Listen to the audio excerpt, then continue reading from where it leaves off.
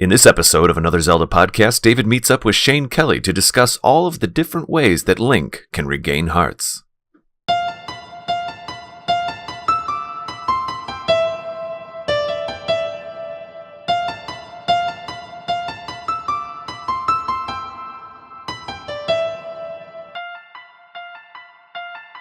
Hello and welcome to Another Zelda podcast. I am your co-host, David Geisler, and today is a very special day. I actually have a guest question mark on the show right now. I am here with Shane Kelley. Shane, how are you?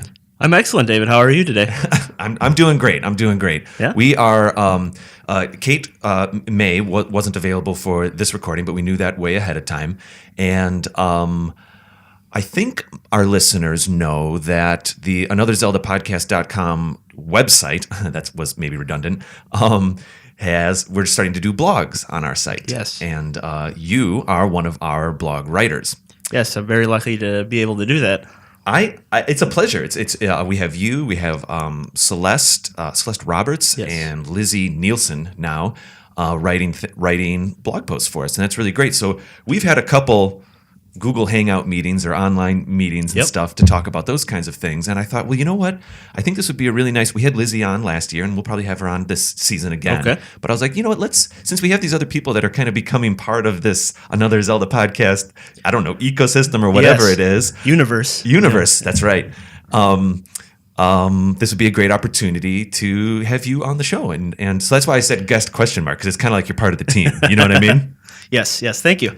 So we are today, we are meeting, it's a bit echoey in this room that we're meeting at. We're at the Hudson Business Lounge in Milwaukee because you came from the north and I came from the south so that we could get together to do this. It's a perfect little spot. I love it. Yeah, it is nice. This exact room we're in right now, a little behind the curtain, is actually where we have a lot of our 6-5 meetings. So I figured we could at least meet up here. I was familiar with the space. Yes. And it's always a good space. We actually have a nice view of the street today, but it is just a touch echoey, but oh well. Oh, well. So Shane, let's tell our listeners what we're talking about today. Well, we're going to be talking about creative or unique ways to obtain hearts. Indeed. Not hearts of like heart pieces, but hearts to replenish your health. So. Yes, that's right. So, like, what are interesting ways to fill your hearts back up Sure. and stuff Yes. like that? You could say. Some exploring and try to get that life bar back up. Now, we were messaging a little bit about what our topic should be today, Yes. you and I, a week or two ago. And this was your idea to have this be the topic, and I thought it was a great idea. What made it come to mind for you, I guess you could say? Well, I just wanted to do something that I didn't really see out there on YouTube or in Google. I didn't see much about that, and I'm like, well, maybe it would be interesting to actually find or discuss these different ways to replenish your hearts. I think that's a really neat idea. So. Yeah, I thought it was too. I was too. And now here's the thing. We were talking up to this very minute. We've been talking about this being like a top 10 episode. Top 10 episodes usually work really well, especially when you're bringing someone on who's frankly not Kate. Like top 10s work well. It's a good format. But this, also about a week ago, you and I had decided like, I'll throw at least a little tweet out there about, hey, what are some of the favorite ways for you guys to get your hearts replenished, the world? And we were like inundated with tweets. There were so many tweets and so many Facebook comments that I'm a little intimidated. They're so much better than what my top 5 were. Yes, and when I was looking at them, I'm just like, I don't remember this, or maybe I never did this. It's interesting to see that so many people test these things and they find these unique creative ways to get those hearts. So. It was amazing. So actually I just realized I want to do a little bit of listener feedback before we get too deep into our top 10. I really don't know if we should do this as a top 10. Well, maybe not. Maybe treat it almost like a favorites episode. Yeah. We can kind of go through our lists and then I can pepper in stuff. Yeah, a little more lax, and I think maybe so. We can get some more feedback after this episode too. I'm for it. We're making a choice right on air here. All right. I'm for it. Should I raise my hand? Yeah, right. Let's see here. But before we get into that, we have some follow-up listener feedback from previous episodes.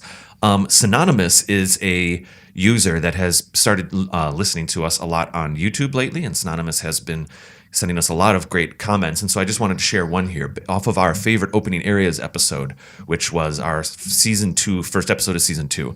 Synonymous here says, another Zelda podcast. For some strange reason, I've become obsessed with Majora's Mask despite never playing the game. Season 3 hype. Yeah, because we are planning on reviewing Majora's Mask in season 3 because we'll be doing Ocarina this season. Okay. And I feel like you can't do Majora's Mask unless you review Ocarina first. Yes.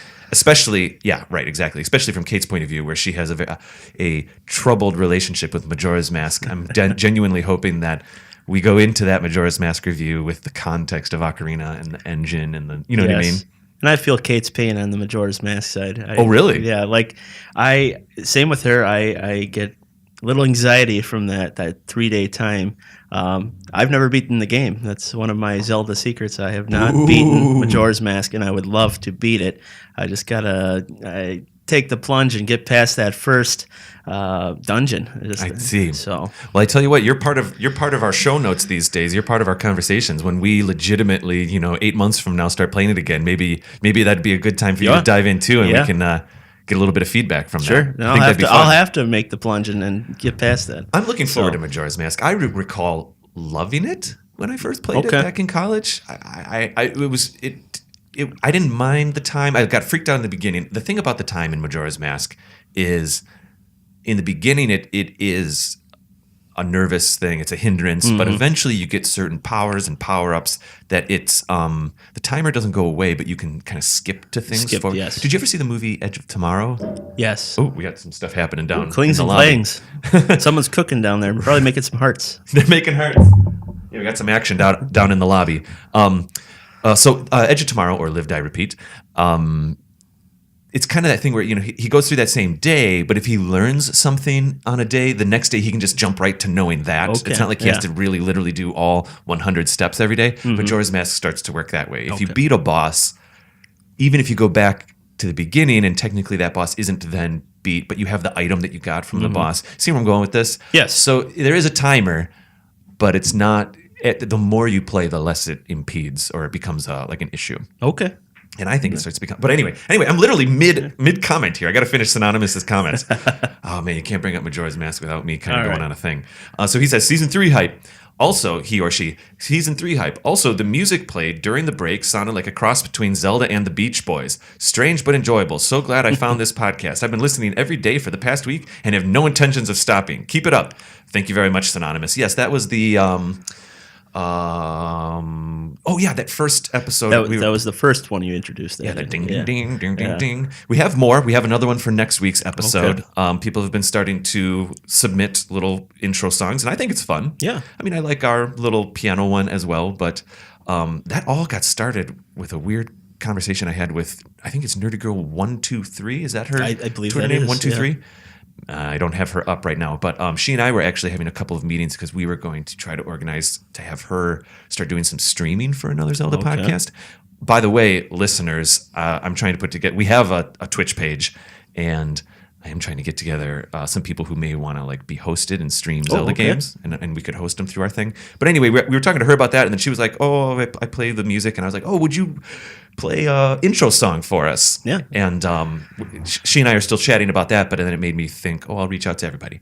Anyway, thank you so much, Synonymous. And then Jeremy Horn over here on YouTube commented on our Twilight Princess episode, which is our 9th episode ever, about a year ago. I said, thank you guys for your awesome pod. You didn't talk about the Hawkeye and one of my favorite side missions favorite side missions ever, where you snipe the moblins in the old western town. Such an epic change of pace that was very reminiscent of sniping the Gerudos in the Fortress of Ocarina. Keep up the great work. Do you recall that? I don't. You don't? It's okay. I don't. I actually forgot about it myself until I was playing through some of Twilight Princess last year, and there's this weird little entrance on one of those. Those little tunnels essentially that take you from one part of Hyrule Field to another part. Yes. They're technically loading tunnels, is what they are. Yeah.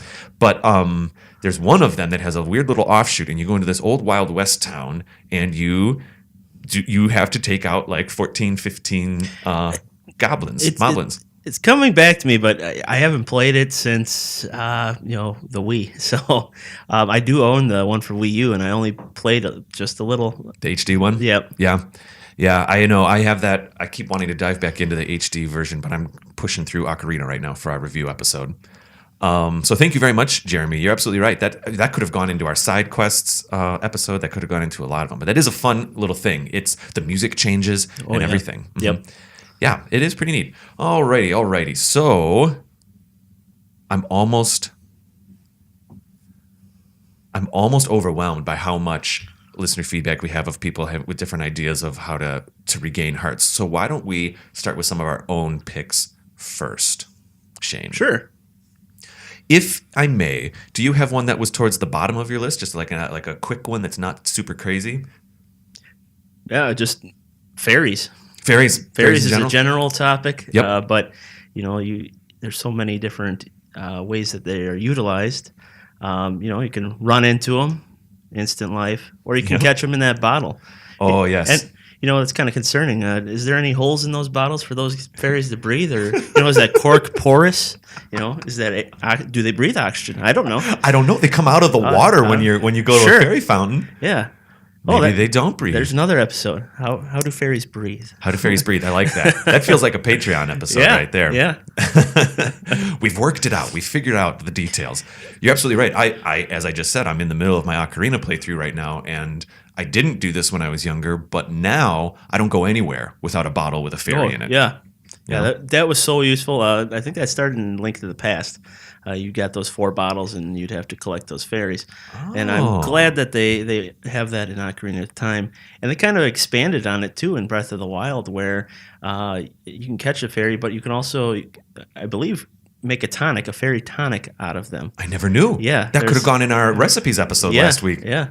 I think I believe there's a fairy tonic you can make. I can't wait to try that out. Yeah.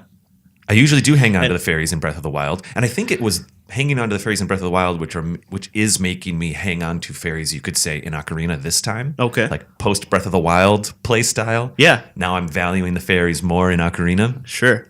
Yeah, and I think I believe it's Mipha's Grace, it kind of is resemblant to the fairy, how when you die or not die, I don't know. Right. The fairy automatically brings you back to life. Mipha's Grace kind of does the same thing. Absolutely. I'm kind of glad that they did something like that in Breath of the Wild. It's a little different, and also can save you a few times while you're on your playthrough. So I'm halfway through a second playthrough of Breath of the Wild right now. I played what I would consider, I played it to its fullest, got the motorcycle and everything on a normal mode. And for the past year or so, very slowly, I'll maybe dive in just like for an hour a week right now.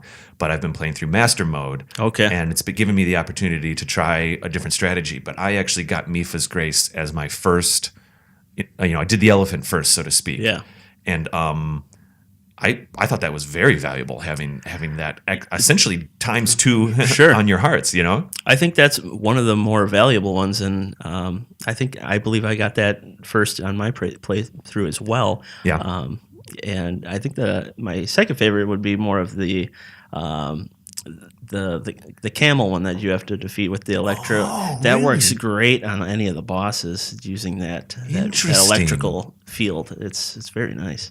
That is fascinating. Generally, I have observed that people feel that the Barbosa's Fury. Yes, I think that's what it is. Like the one that a lot of times people use the least. A lot of times you use it, you just kind of forget, and then you use it because you charge up your sword. That is interesting. I got it last in my playthrough, but I used it probably more than when I didn't die, more than Mipha's Grace.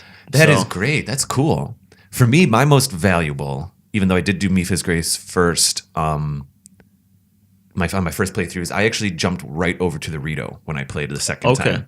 Because I did a thing. Well, first of all, I was in master mode, so your hearts go down fast in master mode. Finally, I'm 3 beasts in, and master mode kind of feels like I'm used to the new the challenge, and now it's starting to feel like a normal playthrough. But in the beginning, it was terrifying, and so I was like, okay, I'm going to need hearts, which means I'm not going to be getting stamina. Sure. And so I thought, well, I still want to be able to climb mountains. I'll go get the Vivaldi's Gale thing, so that at least I can jump around.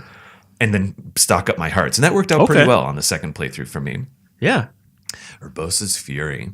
Yeah, that's a good one. That's great. That's always funny when you use that one and you're like in like knee deep water and everything will get electrocuted and then you'll see a couple fish pop up too because they got electrocuted in the water. Hey, you need hearts.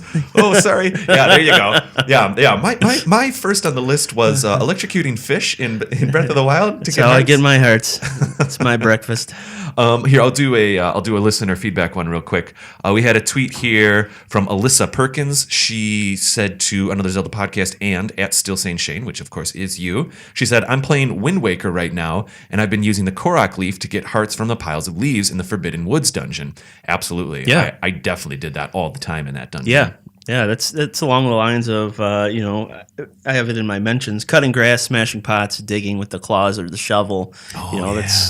It's along those lines, and I think it's a broad category, but it kind of comes back to, well, you get one heart here or one heart there, and it's kind of like the mainstay for the Zelda series, I believe. I'm with you. Yeah, absolutely. I'll do one of mine that I actually had on my list that was going to be my first entry, sure. As in like, it's always weird with these, when we do top 10s, it's like the first one is your least. Yeah. But it's still something that's great. Yeah. But anyway, one of the ones that were lower on my list is just the warm water springs that I think that started in Twilight Princess. I believe so, and I think I have that down too, yeah. Yeah. Hot springs pools. The hot springs. Yeah. I love those because it's hearts for free. You just hang out. Sure. Yeah. You don't even have to push a button to swipe a sword to cut some grass or something. Yeah. And I remember the hot springs in Twilight Princess and also in Breath of the Wild kind of, maybe I was just projecting, but they were always, I would kind of relax as a human, as the player, whenever I'd go into one of those springs, they had nice little water effects. It was very, the GameCube was very good at those water effects. And, I do enjoy in Breath of the Wild that the warm springs, sometimes they pop up in really random spots. The first one I ran into, if I may, was over by the Gorons, and that one made sense to me.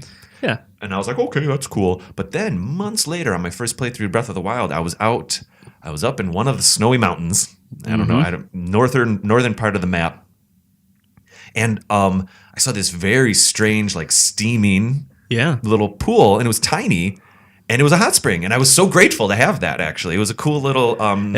And I believe in Japan they have that where those, I think they're capuchin monkeys. They sit in those hot springs. Yes. And I think that's where they got that inspiration from. Oh, fascinating. So. Yeah. I have a couple friends who have Instagrammed photos of being with these monkeys, as you say. Yeah. Yeah. Interesting. Are there hot springs in any other games? I feel like they're probably in A Link to the Past, and I just don't know. That's kind of why I put pools, because I believe like when you went to the fairy pool, the fairy came out and gave you hearts. I believe in Majora's Mask too, there was that in the town. I believe there was something there too. There was like that waterway that you got life somewhere over there in that place too. I only know this because that's where I was always stopping because I didn't get to past that first dungeon. So, oh man. So I feel like my first real memory would be, would be the Twilight Princess hot springs. Yeah, I think there's one over there in Kakariko Village, right? Yeah. And then they pop up a couple other places. I think there's one over in the woods and everything. But anyway, let's see. How about we do this? We're just going to go back and forth on our list here. Sure. But I'll also pepper in more listener feedback. That works for me. A lot of this listener feedback was feedback that you were actually by the way, thank you. You picked up our tweet and retweeted it. And I saw that people started chatting with you too. Mm-hmm. Were there any standouts for you? I know you may or may not have the notes right in front of you. Trying to think here. The stool thing. A lot of people said sitting on a stool in Skyward Sword. And that's actually, if we were doing the top 10, that would have been one of my favorites. Mainly because you get done, you're fighting all these enemies, and then I got to go recover hearts. Oh, and I'm thirsty. I'll go sit down on a stool in some tent where it's private, and I'll run and get some water or water. Shane will go. Yeah, got it. And or something to eat. I love it. It's a little break, and I was thinking too. Nintendo had that whole stop, take a break type thing with your 3DS and Wii and That's right. Wii U. I kind of thought, maybe this is them encouraging you to sit down, sort of like the hot springs, and go okay, go get something, go take a break, come back, play some more. So. I also like that even just in game, it's cool to have. Twilight Princess had a little bit of this. Skyward Sword had a little bit of this. Like, just pet the goat or pick up the dog. Sometimes it was actions or buttons that you didn't. It doesn't always have to be swing your sword to kill a thing. Mm-hmm. You know what I mean? And I enjoy that. You can just walk up to a stool and just sit for a little bit. And fortunately, in game, they gave it a little bit of a reason. It brings your hearts back, which is really nice. Exactly, and someone did mention too on I believe my Facebook is also you can sit on the toilet. Yeah, I have that one up right here because you sent me over some of the things. Well, Kenneth Antonio Guevara did mention the sitting down on a stool. Yeah. Someone tweeted a GIF of Link falling asleep on the stool. I don't know if you saw that. Yeah, I did. That was pretty funny. I can't remember who that was. But Kaylee Evans here, Kaylin Evans in Skyward Sword, you can sit on the toilet for health. Yep. I did not know that. I didn't know that. The only thing I always stay away from the toilet because there's a creepy hand. I guess good bowel movements, equal hearts. Yep, definitely. Sitting on stools in Skyward Sword. Ethan Fry, which is at E_money630, also mentioned that one to us. Sitting on stools. Let's see, what's one that you have in your list? I think we'll do one or two more and then probably jump to break. All right. I think the next one that is kind of along the same lines too is Moo Moo Milk. I'm wearing the shirt right now. Holy cow! Shane is wearing a Lon Milk shirt. This is amazing. Yeah, my brother bought me this for Christmas. I'm going to take a picture of us after recording. I'll put it on our Twitter. Okay, sounds good. I have to mention this. We're in the dairy state, Wisconsin. People would frown upon me if I did not mention, this fine animal byproduct here on the show. I love it. Drink your milk. I love it. So let's see. Where did that first pop up? Was it Ocarina or I believe Ocarina? Yes, is where it started. And most of the time, to milk a cow, what does it actually take? Do you have to talk to the cow, or you need a bottle? How does it work? You need the bottle, empty, of course, and you have to, go up to the cow, and I believe little dark. I don't know if it's got that little phase where it turns black, and you hear fade out, fade in. Some sound effects, and then you get the milk. I see. Hold the bottle over your head. Do. Absolutely. I recall doing that. I haven't done that on my playthrough right now. I have something to say about hearts in Ocarina, but I want to stay on this Lon Milk thing. I remember getting essentially cow milk often when I was in high school and I was playing Ocarina, for the first time. This playthrough, I haven't done it at all. And I think I'm actually treating hearts in a different way in this playthrough. And I kind of mentioned this in the last episode. So Breath of the Wild. This leads me to another one that was on my list. Okay. I can kind of merge these together. For me, in the way I play, it's interesting. One of the things that is so great about Breath of the Wild is that, as I said 100 times, there's 5 ways to do everything. And I think that's absolutely a strength to the game. There are parts of Breath of the Wild that I love to customize, and I love to get really intricate and do all these different things. I love to customize my clothes and stuff, which is kind of funny because Kate doesn't love that, but Kate loves to cook, and I cook a little less. And everybody has their things that they kind of get into. When it comes to heart regeneration, I play so old school. All I do is go to soft beds. Okay. I go to horse stables and I go to sleep and I regain my hearts that way. Same for me sometimes. You play those old RPGs. That's what it is. Go to the inn. Yeah, I see an inn. We got to rest. A lot of those Final Fantasy games back in the day, and even the Octopath Traveler. You go to the inn. They have it in there too. Yep. So it's kind of reminiscent of the old times. Even way back in the day, you got people stay at inns. They rest.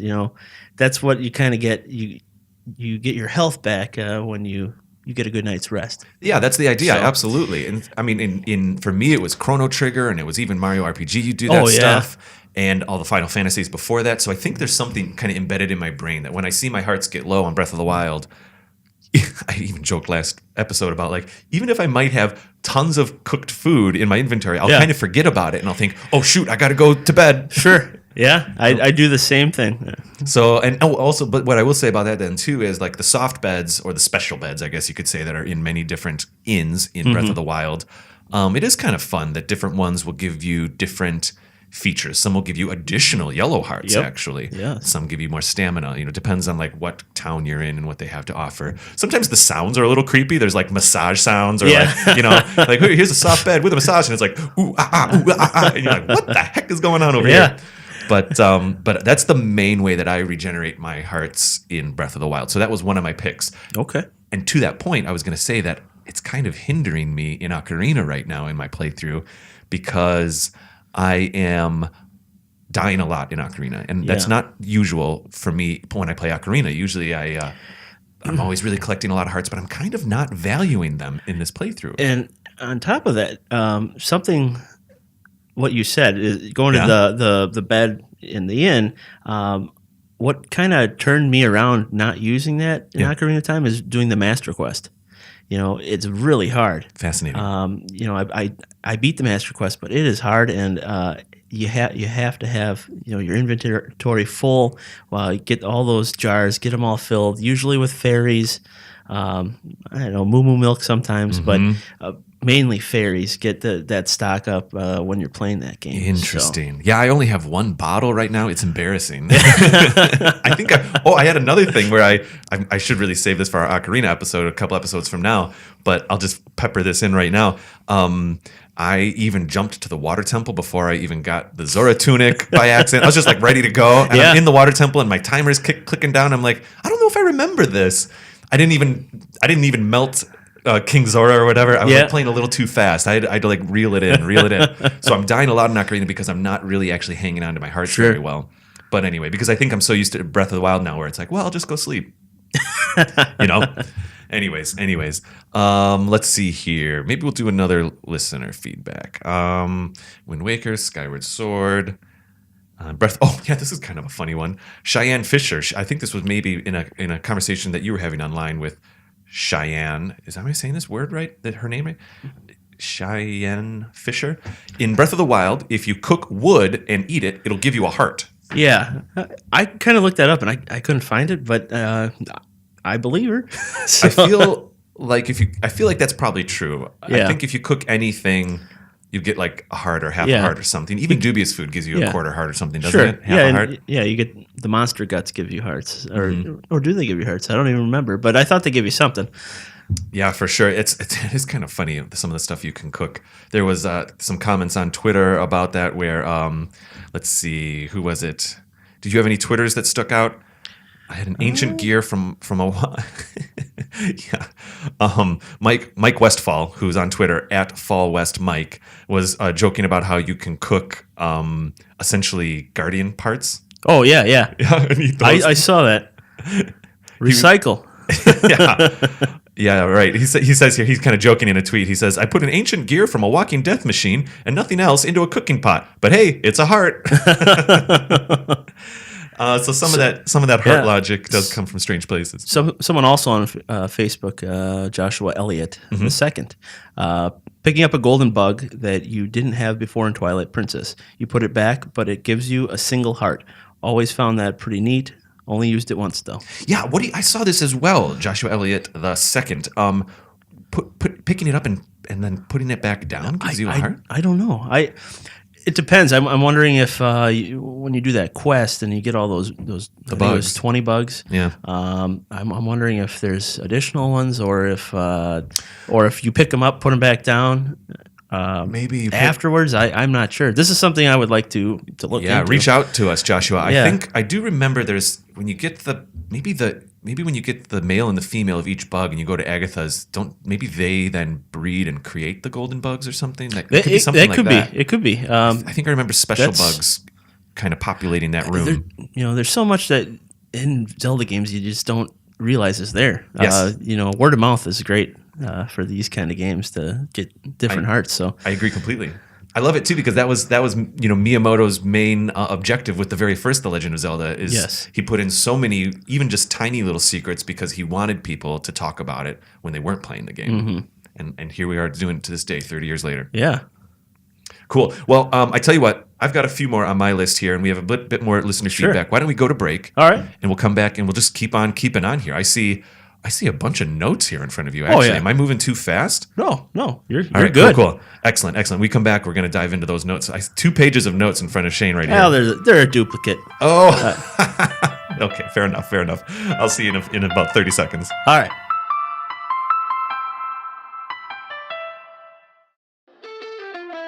Hey everybody, I hope you are enjoying the episode. I just wanted to take a minute here to tell you about a new show from 6.5 Media. It's called The Studio Demands It. There are just a couple episodes in right now. 2 gentlemen, T.C. DeWitt and Jim Brzelik, who are writers, screenwriters, film directors. They both live out in California.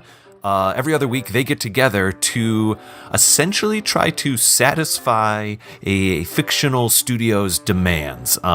There's a lot of crazy ideas that happen in Hollywood, and oftentimes a studio needs to make something happen because of financial reasons or marketing reasons. And so each episode, TC and Jim, they kind of pick a topic out of a hat, you could say, and pretend that a studio is demanding a film be made of that topic. And they, as writers and screenwriters, try to essentially pitch an idea for that film.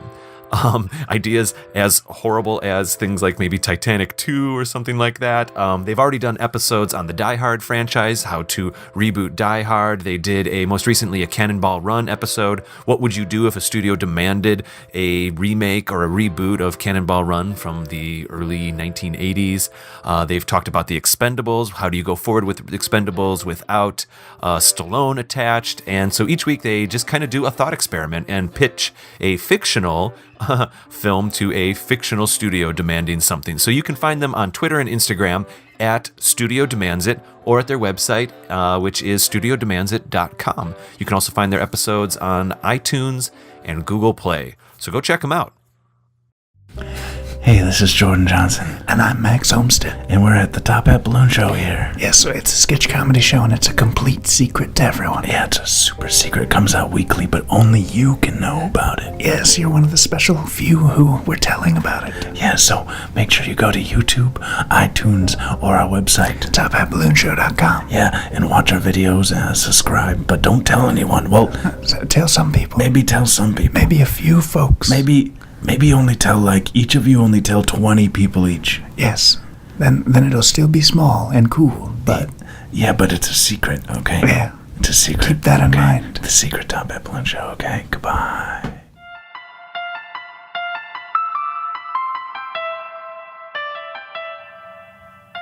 And we are back. Shane, I gotta say, I'm having a blast. I am too. This is very exciting. Yeah, it's a cool topic. A lot different than I thought. Since this is my first podcast, this is very exciting. Is this your first time doing a podcast any episode? podcast? Oh, yeah, so exciting! Yes.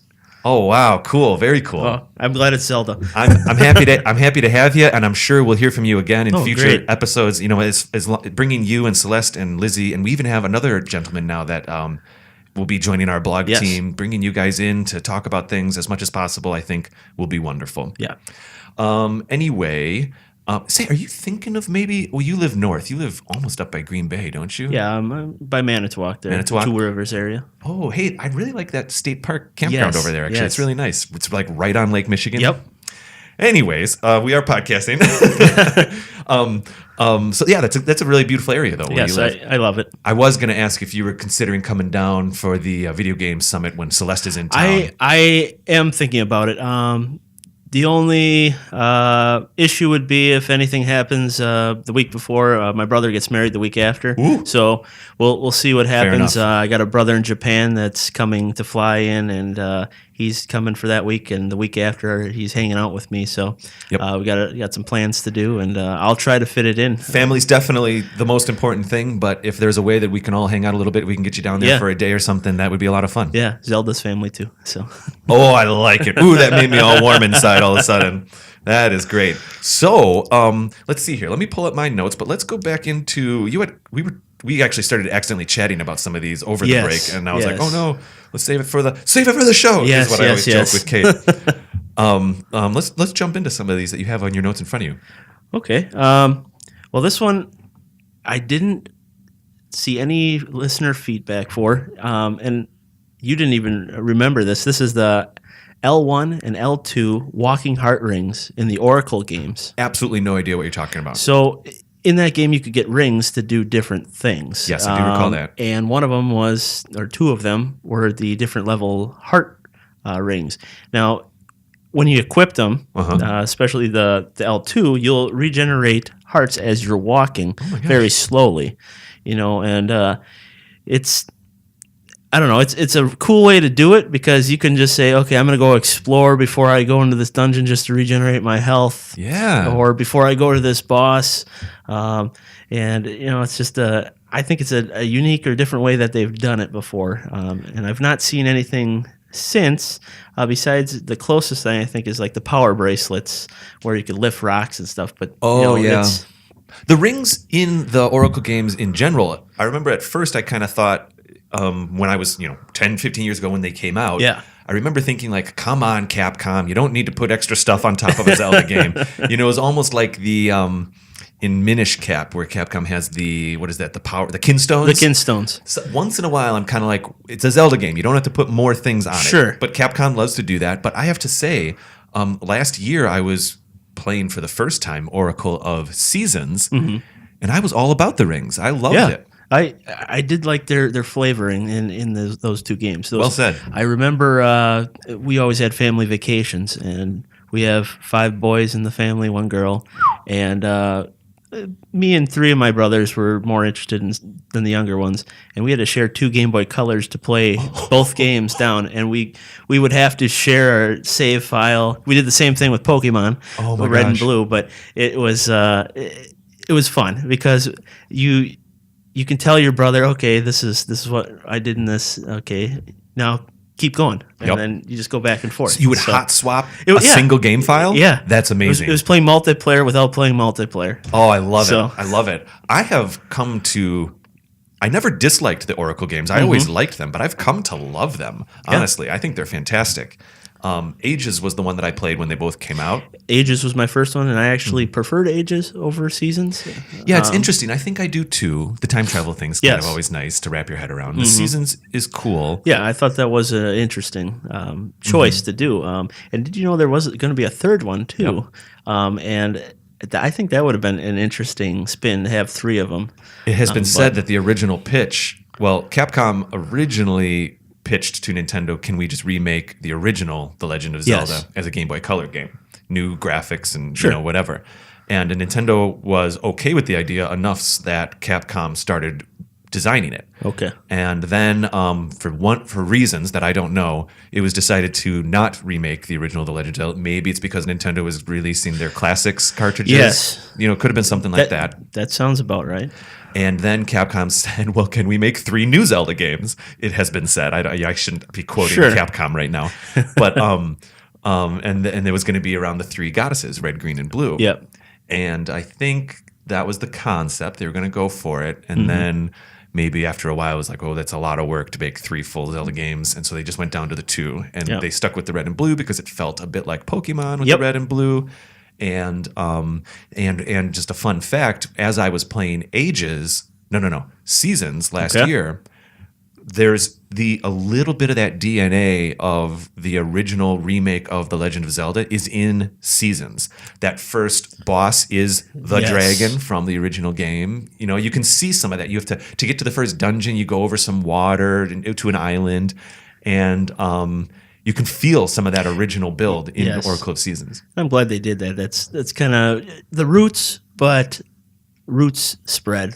You can do different things. Yeah, absolutely. My concept is that original remake was going to be a little bit like the Resident Evil GameCube remake, where it's similar, but they're going to add stuff on. It's what it felt like. Like I don't think it was tile for tile, but anyways, yeah. So the Oracle games are a ton of fun, and I did like the rings. When I go back into Oracle of Seasons, I'm going to look for that ring to walk around and get Heart's ring. Yeah, I know the L2 one there's like 3 certain ways to get them. I think you can either get it from the witch. Interesting. And then there's 2 other ways that I was reading up on, but you can get it multiple ways. But I believe you have to have the L1 ring to get the L2 ring. I could be wrong, but I think that's how they set it up. So I have to ask. I'm so sorry. I have to ask. Based on your listening experiences of the show, should I have Kate and I do Ages or Seasons first? Oh, Ages is more. action. And Seasons is more puzzle. Yes. I can't decide because she's in the middle. She liked Minish Cap, but she didn't love Link's Awakening. Pick it out of Link's hat. Take a Link's hat, put it in there, pick it out. I think that's the best way to do it. We've got like a year to figure it out. Both games are excellent. I can't complain. They're some of the best handheld Zelda games. I think. I agree absolutely. So, random is probably the best way. Maybe that's what we'll do. Yeah. That's what we'll do. Okay, let's see. I've got I actually had to do a little bit of research for this one. When we were going to do this topic, I did get a little nervous. I was like, oh, that's a great topic. I'm very nervous that I won't have enough to contribute because I just sleep in beds all the time to get my hearts back. So I did do a little bit of research. So this one's I wanted to talk about it, but I can't pretend that it came from my brain. I went on the internet and did a little bit of research. I was looking for recipes because we're kind of just coming off our recipe episode. I kind of did the same thing. Oh, great! Brought out my walkthrough guidebook that I got. Nice. Checked that out, and I even went into the Hyrule Historia encyclopedias and all that to see if I could find anything. So, well, did you find Glazed Meat? I did see Glazed Meat. Apparently, it restores 10 hearts, which I've never done it, but I have to try it out in Breath of the Wild. It's just you doing a hearty truffle, raw meat, and bee honey, basically. It's not too complicated. Can we do that in real life? Because that sounds delicious. Yeah, actually, I just realized that does sound tasty. Glazed meat, a little honey on it. Restores 10 hearts. Okay. Restores. There might be some others if you modify that with some things. You might be able to add yellow hearts onto it. But that's good to know. I think that the best recipe for hearts and additional hearts is that 5 hearty durans, I believe. Oh, durians, yes. Durians? Yeah, durian, I think. That's what it is called. Okay. You get them in the Faron region. If you get 5 of those, cook them together. I believe you restore all hearts, plus you get an additional 20 yellow hearts. Yeah, in my opinion, they are the step sibling to the Mighty Simmered Fruit situation. Okay, yeah. If you get a bunch of bananas and you make Mighty Simmered Fruit, that'll give you your super, ×3 attack, which I talked about in our last episode. And I kind of forgot about it in that episode, but I was trying to remember this durian thing, and it's amazing. They're like those spiky melons, basically. Yes. And for me, the easiest place to find them is up on a plateau just behind the horse stable. Yes. Yeah, I remember them littered all throughout that region, up higher usually. So, this was interesting because in 2016 I got the opportunity to go to E3, and I got to experience the Legend of Zelda. 2016, that was the year. Breath of the Wild. Yes, I got to go with that with my wife Erin, and my God, it was amazing. When you first walked in, how they did it was you had a cave. You walked into the cave with a chic eye on it, and then they played a trailer for you, and you could feel the wind, and they had aromas of the field. Oh my goodness! While you're sitting on these marshmallow type chairs. Yep. And at the end of the trailer, the whole screen shifted up, and you could walk through into the area where you could play the demos. Right. And one of the first things I saw was one of those fire kettles, and they had like mushrooms and meat on sticks, and they would go up and down, and they would make that sound while you're cooking from the game, and it was you saw this in real life? I saw this in real life. I even have a video of it. It was really cool. But when I first saw it, I'm like, I'm wondering how this game will work. Right. What is this? It's so cool looking. So I really look forward to the cooking. And though I didn't cook as much as I wanted or do a variety of cooking, I really enjoyed that whole. I can grab whatever I want. Combination. Let's throw it in a pot. Yep. I could be a real chef. And there's a logic to it, which is really nice. Yeah. With the exception of cooking ancient pieces, but for the most part, there's a logic to it. Yeah, I don't want to throw a muffler from my car in there and heat it up and eat. It'll give you a quarter heart. Yeah, I'm just joking. Heart attack, maybe. Oh my gosh, we have to speak about your experiences at E3 a little further, maybe in a different episode or something. Yeah, maybe we can record a little bit extra here at the end and throw that on Patreon or something. Sure. I need to hear all about that because that was the year that it was nothing but Breath of the Wild. Yes. Their entire booth was just a theme. It was interesting because I wasn't. That's when they kind of cut back on what they were going to show, and I was a little bummed out by it because they weren't going to show what is now the Switch. They were just showing it on the Wii U. Correct. Yeah. But when I played it, and we got, I believe it was a 20-minute demo and then a 15-minute demo. One was, I believe, just exploring, and the other one was like a fight type Interesting. thing, and it was amazing to me. And I'm like, so the graphics can get better and the gameplay can get better on this new system. I'm all for it. So Right. it's just amazing, Dude, that's cool. That's great. yeah. I don't even know where to go from there. We can. I've got an ocarina one, but I want to save it a little Sure. bit. What do you What have over there? about we got someone I believe on Facebook Mm-hmm. who was talking about after the Yeti fight, after you fight the boss. Yeah, I was having a hard time. I saw this, and I was having a hard time recalling. Yeah. So after I believe the Yeti kisses his wife, Mm-hmm. and it showers you with a bunch of hearts and a piece of heart. I remember this now. And then also, this is sorry if I butcher your name, but it's spelled Abueg. I don't even know how to say that. see it. Nikki is the last name. Yeah, I don't know. Aboog. Abu. That's what it looks like. Sorry if that's wrong. Thank you for the comment, though. Yes, and they said if you approached them after that, Yeah. they'd give you one single heart, Oh, which is kind of cool. yeah, that is. Their figurative love becomes literal hearts, Yes. and then it becomes life for you. That's Yes. kind of cute. I Yeah. I remember him kissing and having it go. Yeah. Actually, oops, pardon me. Yeah, that's cool. I have one here. This might be my last one, actually. Okay. But we still have plenty of time. Sure. This is what I have on my list. This one I also researched, I'll confess. Okay. This is over in Ocarina of Time. And apparently, if you hold a Deku stick and find a butterfly and very slowly walk around the butterfly, just kind of like in circles, I guess you could say, the butterfly will get attracted to the stick and become a fairy.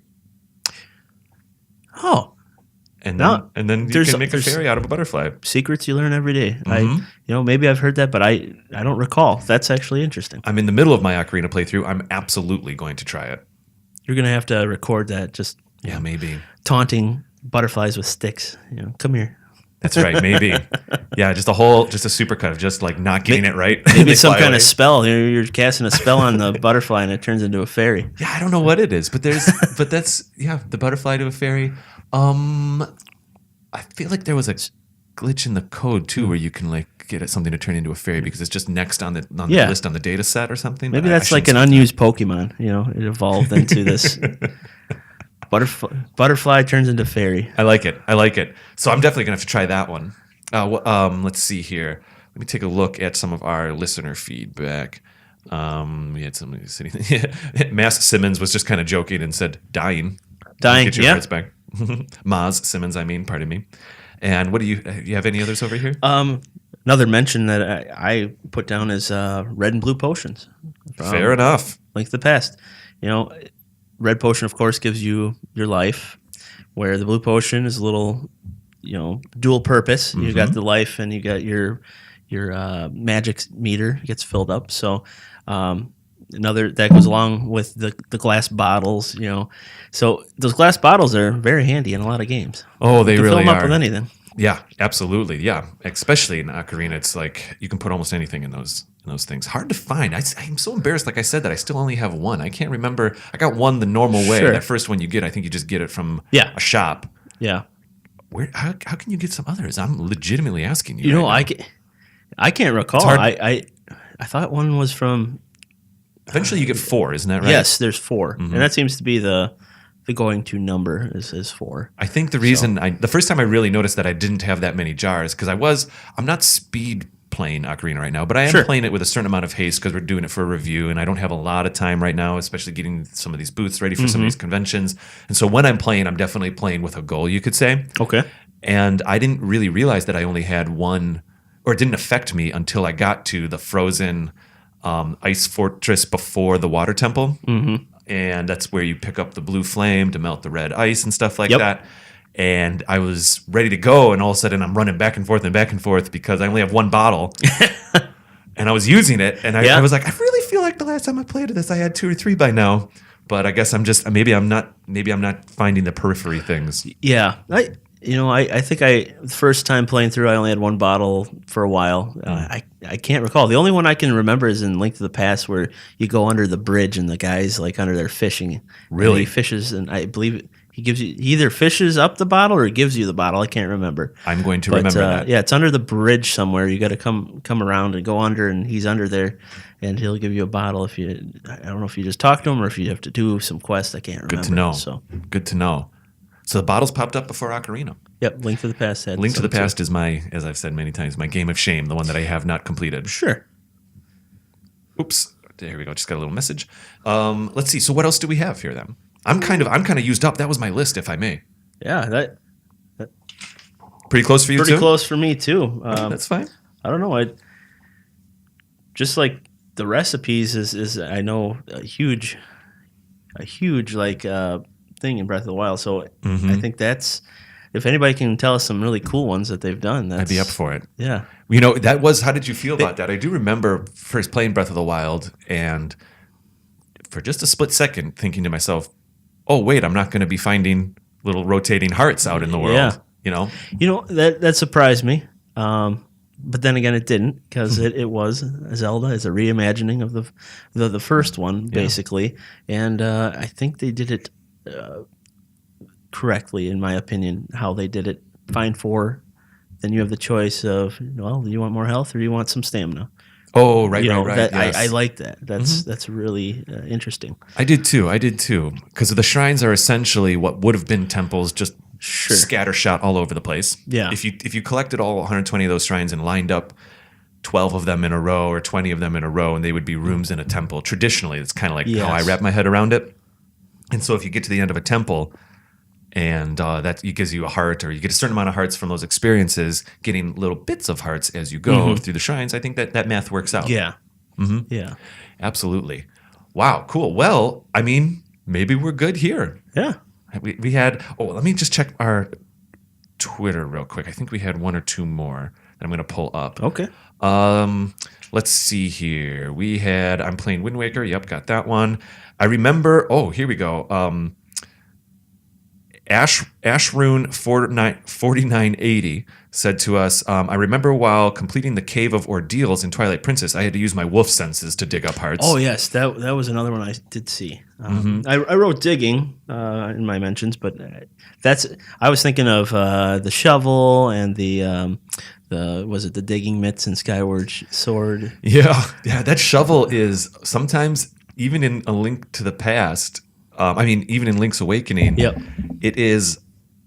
it's like almost anxiety because you can shovel everywhere. Yes. And if you aren't careful, you can start thinking like, oh no, I should shovel every tile. You just be like, just don't, relax, only shovel once in a while. It's as if almost every tile were like a bush, right? Yeah. Like, I have to swipe it.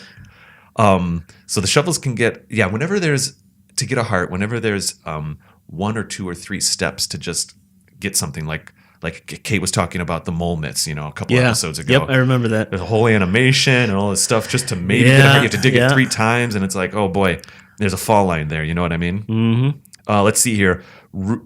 Erglin Stabbed at URGTNSTABD said, in Wind Waker, during the final battle with Ganon, if you use the grappling hook on Zelda, you're able to grab hearts from her. Yeah. I never knew. I didn't either until I saw that. I looked it up, and you can. So, very nice. Yeah, very good. And then Miss Lizzie over here, Lizzie Nielsen, she said that basically she stays in inns here too. I know the inns have been in a few games, but it's funny to me that Link can just stay in a hotel for a night in the middle of saving Hyrule, she said in a tweet. Fair enough. I mean, I don't know. Yeah, that is kind of the Breath of the Wild conundrum there a little bit, is like, I think I replied to that with an elf's gotta sleep. So. Oh yeah, you did. Yeah, it's right here. It's right here. Elf's gotta sleep. I love it. Cool. Well, all right, Shane. I think that kind of wraps this up here. I learned a lot today. Yeah. I can't wait to go try some of these out. Yeah, I did want to mention.